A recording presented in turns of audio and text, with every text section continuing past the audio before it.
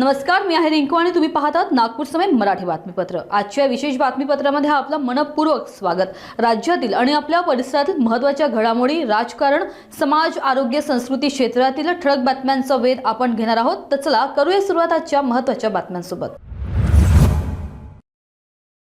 राज्यात महिलांवर होत असलेले अत्याचार हीच एक मोठी चिंता आहे। या पार्श्वभूमीवर अकोल्यात एका 13 वर्षाच्या मुलीच्या आत्महत्येची धक्कादायक घटना समोर आली आहे। ही घटना अकोला शहरातील गीतानगर परिसरात घडली।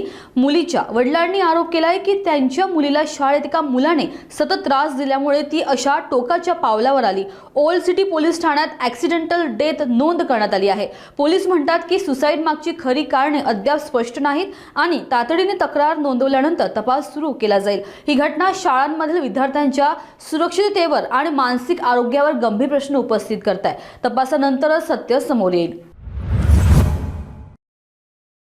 नागपूरमध्ये होणाऱ्या पारंपरिक शीत अधिवेशनाला घेऊन सुरू असलेला असमंजस आता संपलाय। विधिमंडळ कार्य सल्लागार समितीच्या बैठकीत अंतिम निर्णय घेण्यात आला की शीत सत्र 8 डिसेंबर पासून 14 डिसेंबर पर्यंत म्हणजे एक पूर्ण आठवडा होईल। पूर्वी अधिवेशनाची मुदत 8 ते 19 डिसेंबर निश्चित होती, पण निवडणूक कार्यक्रम जाहीर झाल्यानंतर ही अवधी घटवून फक्त एक आठवड्याचे ठरविण्यात आले। सत्रात राज्यातील स्थानिक स्वराज्य संस्थांची आचारसंहिता लागू राहील, त्यामुळे कोणतेही मोठे निर्णय होण्याची शक्यता कमी आहे। अधिवेशनाचे पहिले 3 दिवस सरकारी आणि अशासकीय कामकाजासाठी राखले गेले असून नंतर तारांकित प्रश्न आणि ध्यानाकर्षण विषयांवर चर्चा होईल। आता सर्वांची नजर राज्यातील तातडीच्या आणि महत्त्वाच्या मुद्द्यांवर किती वेळ चर्चा होईल यावर आहे। भलेच अवधी कमी झाली आहे, पण नागपूरचे शीतसत्र पुन्हा एकदा राजकीय चर्चेचा केंद्र बनेल।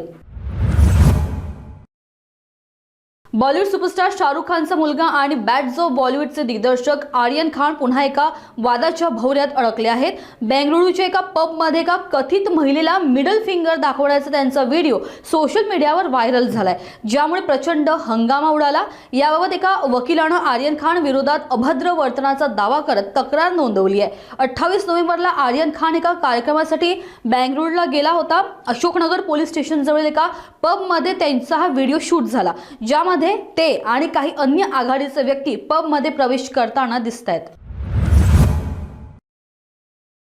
भिवंडी तालुक्यातील कवाड गावात डॉक्टर बाबासाहेब आंबेडकर यांच्या महापरिनिर्वाण दिनानिमित्त लावलेला अभिवादन बॅनर 2 समाजकंटकांनी फाडल्याची घटना समोर आली आहे। ही घटना शुक्रवार सकाळी घडली। गावातील समाजबंधूंनी आक्रोश व्यक्त करत तालुका पोलीस ठाण्यात मोठ्या संख्येने तक्रार नोंदवली। आरोपी रोहित दीपक दास उर्फ बर्फी आणि अनिल दिनेश खोपकर हे दुमाडापाडा कवाड येथील रहिवासी आहेत। त्यांच्यावर आरोप आहे की त्यांनी आरपीआय सेक्युलरच्या तालुका कार्याध्यक्ष विजय किसन भोईर यांनी लावलेला बॅनर फाडून त्याऐवजी स्वतःचा बॅनर लावला। पोलिसांनी दोघांविरुद्ध गुन्हा नोंदवला असून तपास सुरू असल्याची माहिती दिली आहे।